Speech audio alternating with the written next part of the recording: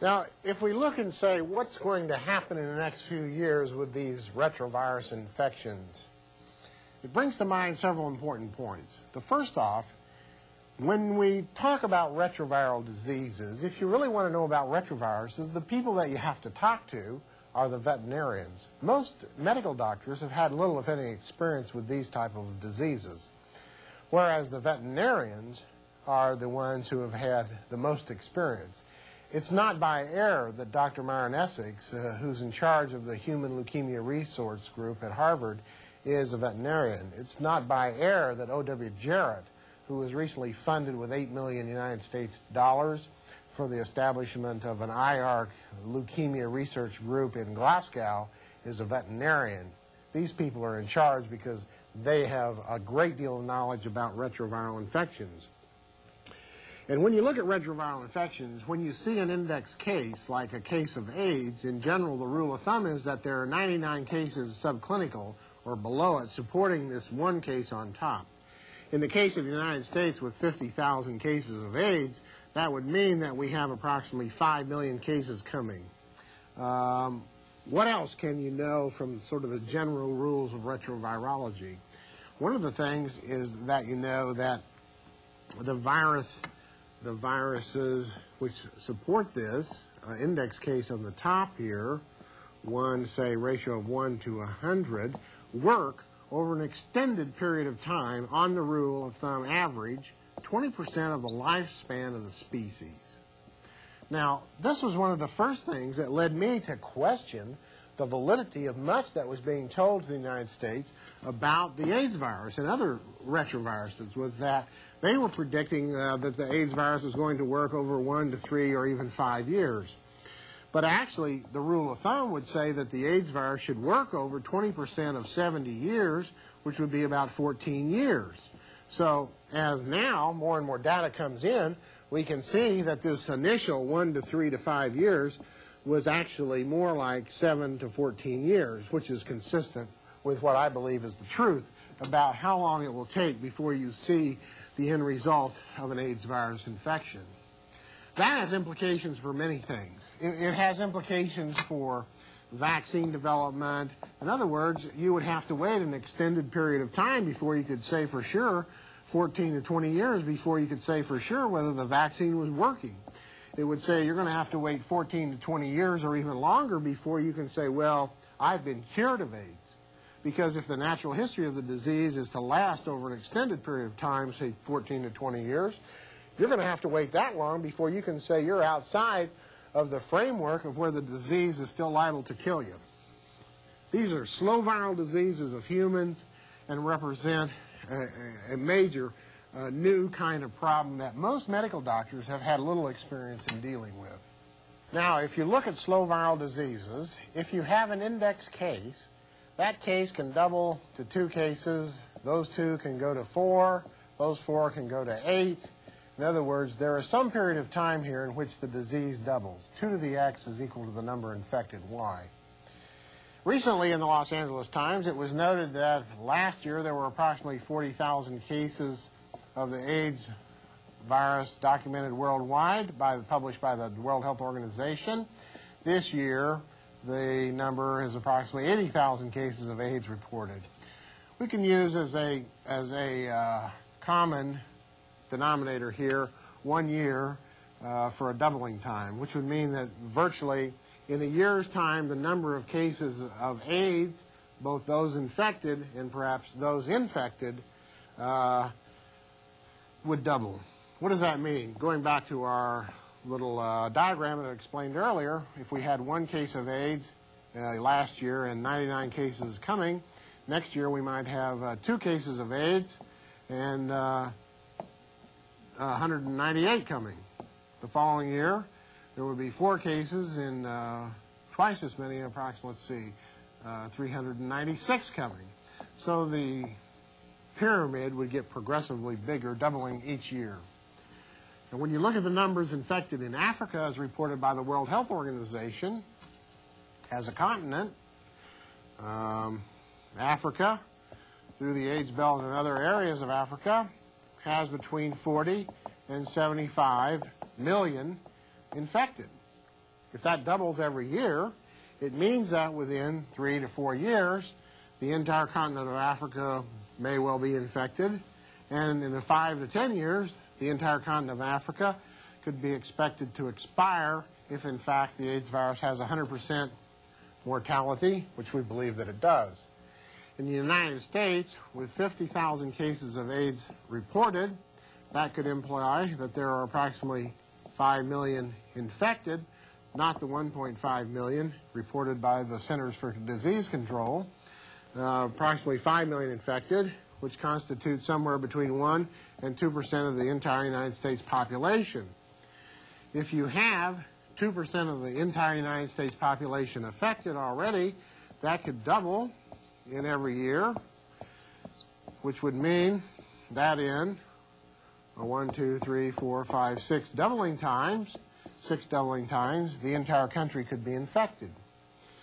If it takes an average of 5 years before infection leads to disease, it means that nearly everybody in the country could be infected before anybody got sick and showed evidence of infection if the virus continues to double every year.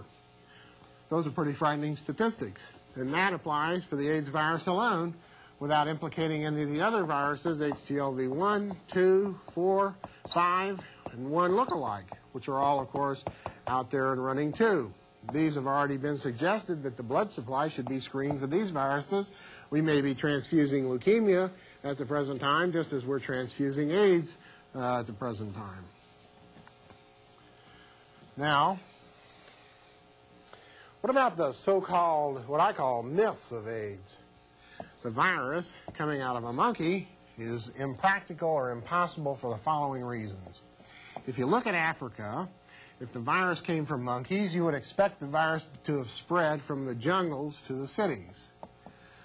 Of course, that isn't what's happening or what's happened. It's spreading from the cities into the jungles. If you look at Africa, those most closely associated with the African green monkeys, the reputed animal of origin, pygmies, should have been infected with the AIDS virus, and up until the last 6 months or a year or so, pygmies were virtually 100% free of AIDS virus infection, and they only got infected after intercourse or contamination from prostitutes of the cities or by drug contamination from intravenous drug abuse from the cities. Stronger evidence against the virus actually coming from monkeys is the codon choices of the AIDS virus. And that means that the genetic information of the AIDS virus, known as codon choices, are not found in monkeys. They're not in monkeys. They're not in man. They actually exist in Visna virus and a few other viruses of the laboratory. That's where the genetic structure, the genetic material, the so-called information of the genes of the AIDS virus look like Visna, as we already know, and bovine leukemia virus. So all of these mitigate against the virus coming from monkeys and spreading in Africa. There's another way to get at this problem. If you say, for instance, that there are between 40 and 75 million Africans infected, and we know that 2 to the x is equal to 40 million, then we had to have approximately 2 to the 20th or 20-year doubling time for the virus to have spread in Africa. It's now 1988. That would have meant that the virus had to originate in Africa in 1968, and of course by the mid-1970s or early 1970s, there would have been people dying of AIDS in Africa. Of course, that's not the case. The retrospective analysis of blood shows that AIDS didn't exist in Africa until the mid-70s or later. If you look at the United States, where the AIDS virus appeared was in New York in 1978, San Francisco and Los Angeles in 80. It appeared in young white male homosexuals who were between the ages of 20 and 40, who were promiscuous. It did not appear in black, heterosexual, French-speaking immigrants from Africa or Haiti. Now, simultaneous with its appearance was conduction of the hepatitis B vaccine study in New York in 1978 and in San Francisco and Los Angeles in 1980 among young white male homosexuals who were between the ages of 20 and 40. later published in the 80s in Morbidity Mortality Weekly, was that 6 of the first 10 AIDS cases in San Francisco came directly out of the cohort study of 1980. Published in 1986 by Clad Stevens was a graph which showed that in 1984, approximately 45% of those in her original study were HIV positive. In other words, had become infected for AIDS in 1984. So you must ask yourself, is there some kind of relationship between the hepatitis B vaccine study of the United States and a subsequent outbreak in AIDS in exactly the same population groups in exactly the same time? I personally believe that there is, but I can't answer exactly what that relationship is. Now, is AIDS a sexually transmitted disease? It's said sex and drugs. We're told that over and over. Sex and drugs, sex and drugs. Well, let's look at what a sexually transmitted disease is. I say that AIDS is a blood-borne infectious disease. I don't think of AIDS as a sexually transmitted disease, but you must define what you mean by a sexually transmitted disease. If you mean any virus that can be transferred during intercourse, then I guess AIDS would be.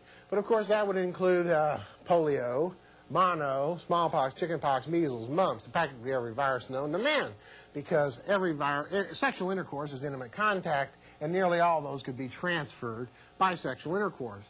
But if you look at what sexually transmitted diseases is, I say the following. If you go in and you say, well, doctor, I'm going to have a blood transfusion, do you think I'm going to get trichomonas from that blood transfusion? And then you'd say, no, you don't get trichomonas. Well, isn't that a sexually transmitted disease like AIDS? You say, yeah, it is, but it's not in the blood. Well, you think I'll get herpes from a blood transfusion? No. How about syphilis? Well, it's possible you could get syphilis from a blood transfusion because syphilis has a blood-borne phase. Now, if you look at what sexually transmissible diseases are, they grow in the venereal tract. They're present in high titers. They don't live outside the body for a long period of time, long life here, and they're primarily transferred by sex. Now, which of these criteria does AIDS meet? Does AIDS grow in the venereal tract specifically, like trichomonas, gonorrhea, syphilis, herpes? No, that's wrong. It grows throughout the body in the lymphocytic system and destroys the thymus. Is it present in high titers? There is no AIDS virus ever been identified in semen.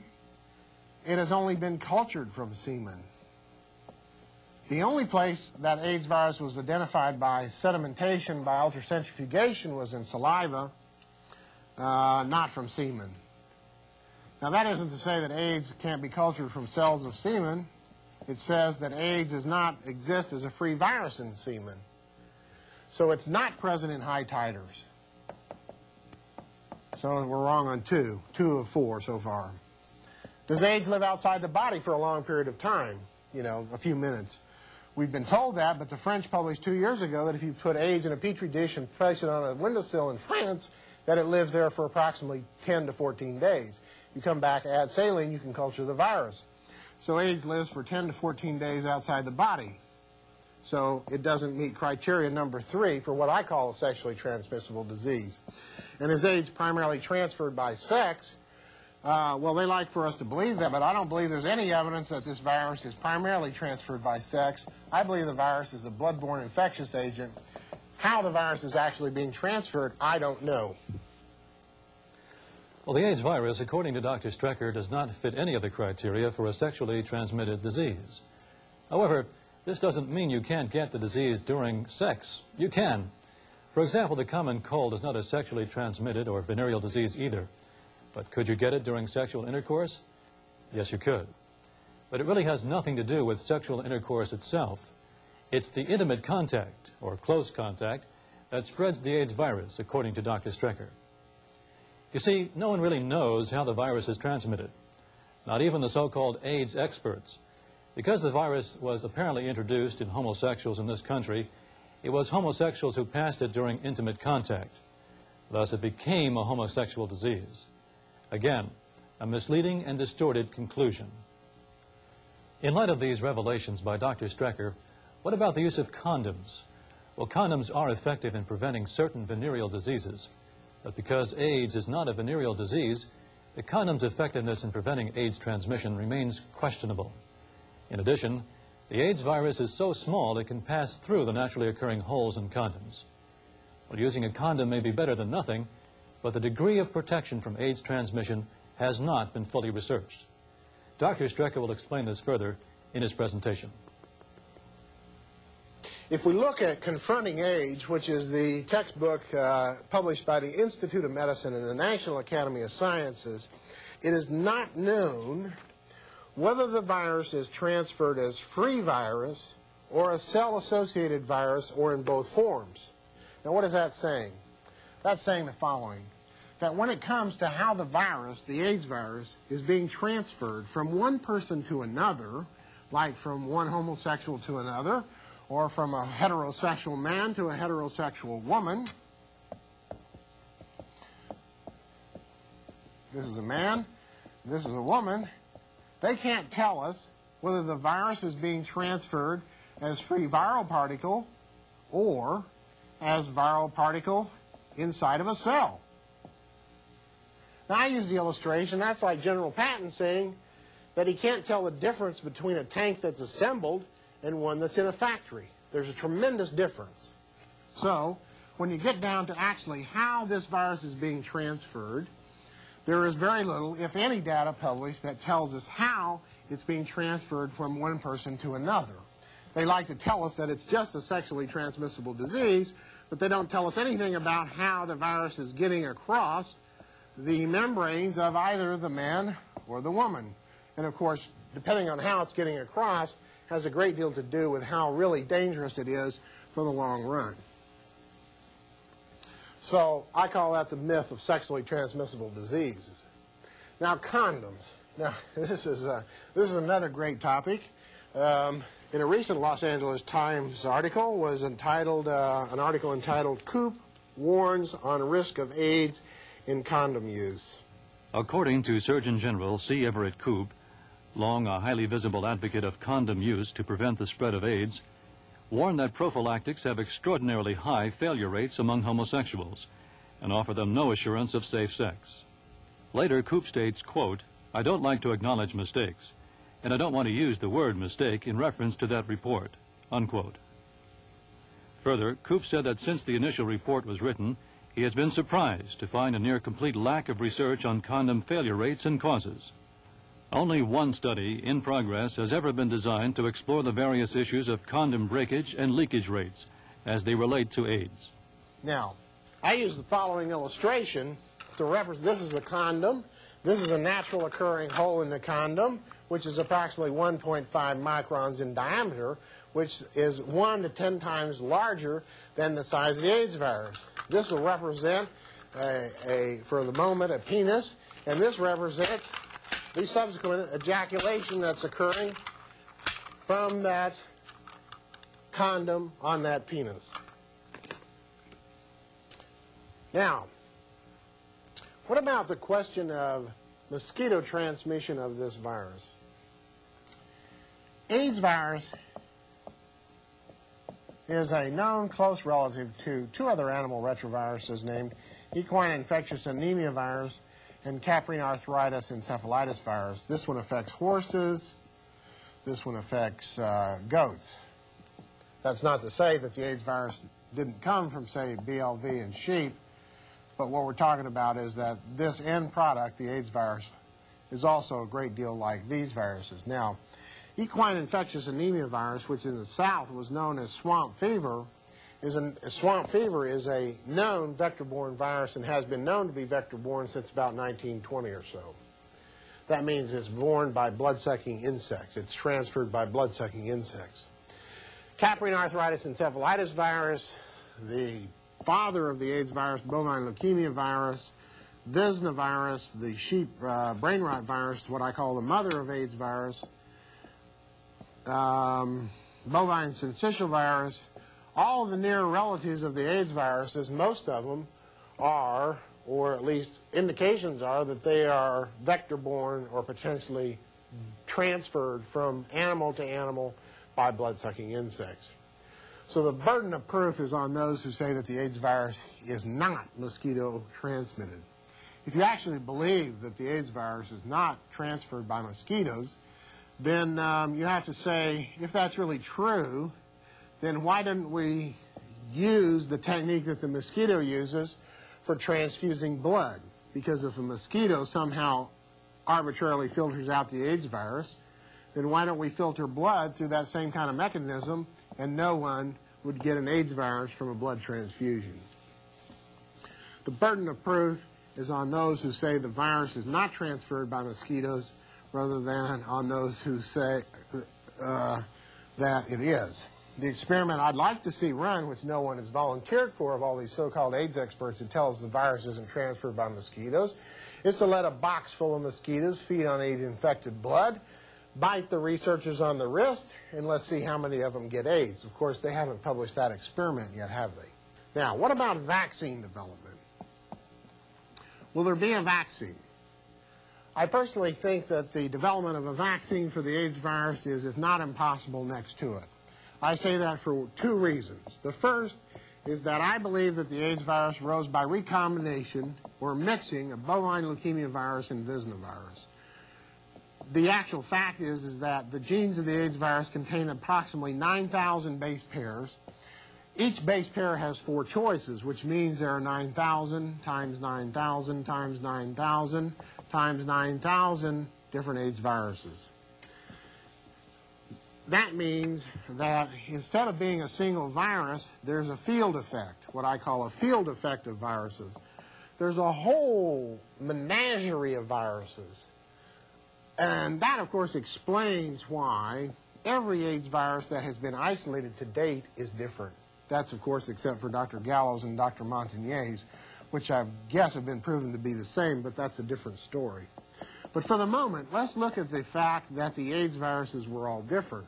They talk about AIDS as if it was a stable virus, like smallpox, which is the same today as it was 100 years ago, more or less, or chickenpox, or measles, or mumps. But the actual fact is that every AIDS virus isolated from every patient, more or less, has been different. The reason is because the virus is chameleon-like, as we already talked about. It interacts with the tissue that it's growing in. And if it's growing in you, it interacts with you, and it comes out different than what went in.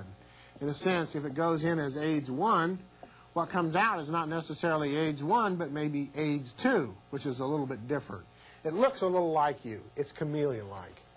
That explains why, besides the fact that it's the basic nature of these viruses to recombine, it's the fact that every AIDS virus isolated to date is different.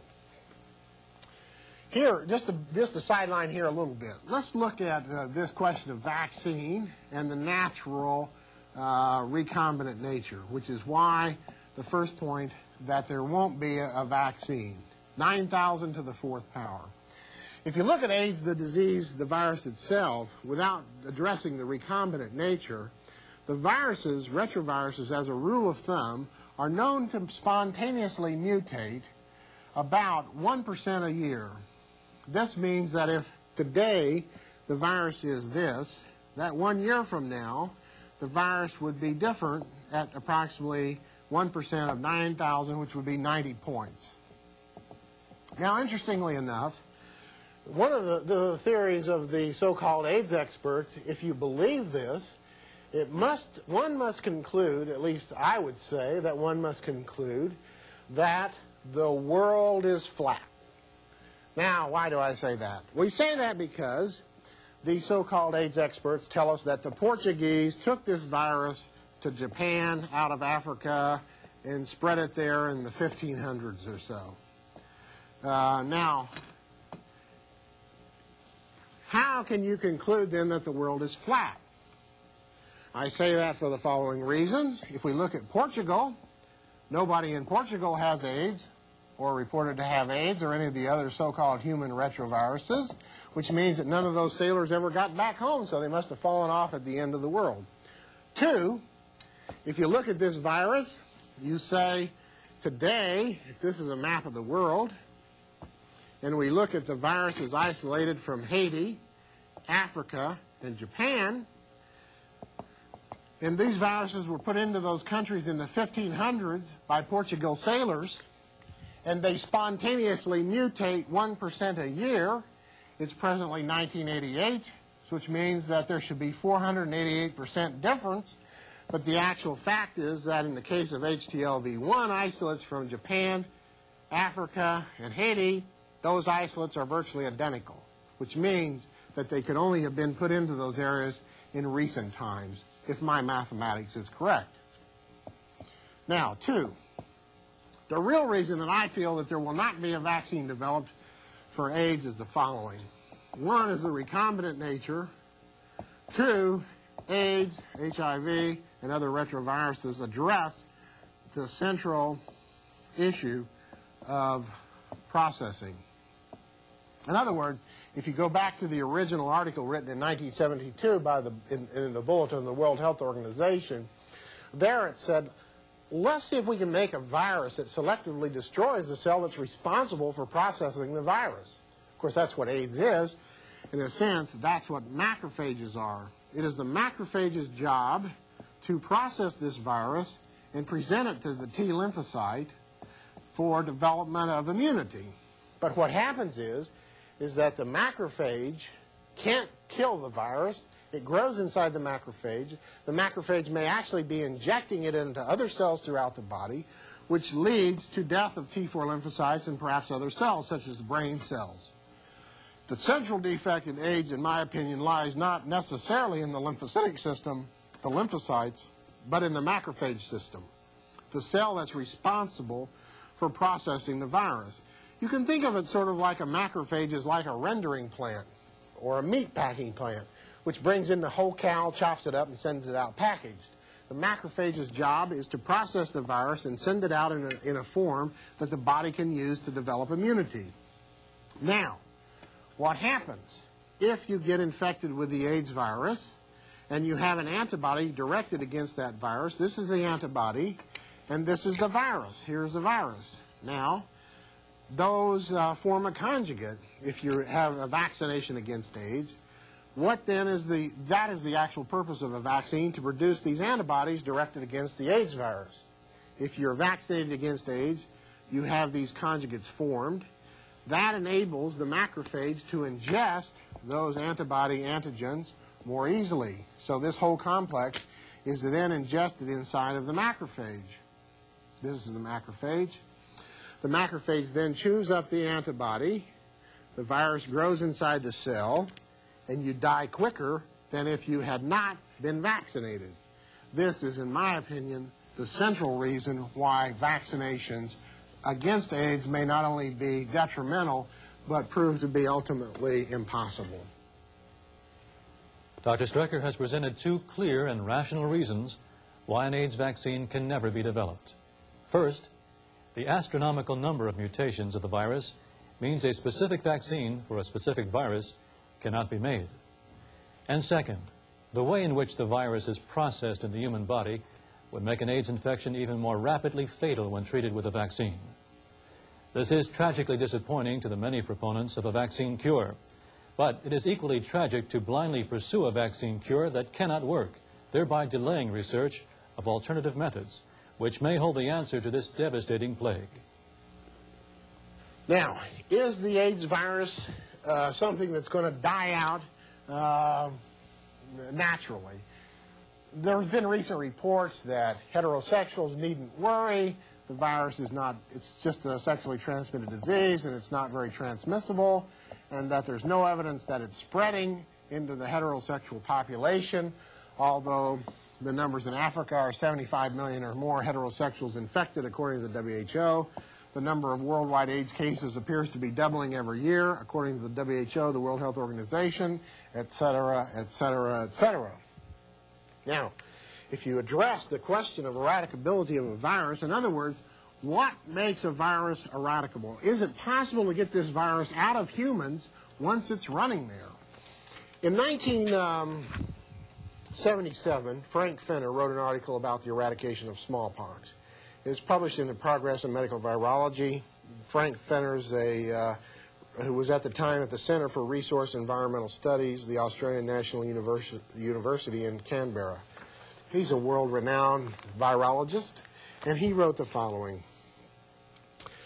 He said, under prerequisites for eradicability, in other words, what is required to get the disease out of humans? Quote, one can virtually rule out the possibility of worldwide eradication of an infectious disease if any of the following criteria are obtained. One, the agent grows in wild animals or birds, so it has an animal reservoir. Now, if you believe that AIDS came from monkeys, which I don't, or if you believe it came from sheep or cattle, which I do, either one, there's an obvious animal reservoir. So that would preclude eradicability. Two, the agent persists in an infected human being for years and there are recrudescences. So the AIDS virus existing over 14 years or longer and having a slow viral progression obviously makes number two a second factor for non-eradicability. Three, the disease has multiple serological types. In other words, there are many variants to the AIDS virus. We've already discussed that and shown there are approximately 9,000 of the fourth different AIDS virus possible, which makes third criteria for eradicability voided. And four, the necessary degree of social cooperation cannot be obtained, quote, as with the human venereal diseases. In other words, if the disease is a sexually transmissible disease or venereal disease, then you cannot eradicate it from humans once it's running because you cannot obtain the degree of social cooperation necessary for eradication. So, not only does AIDS violate one of these four criteria, it violates all four. So once we have AIDS running in humans, it appears to be that it's going to be here for a very long period of time, along with all of its relatives, HTLV1.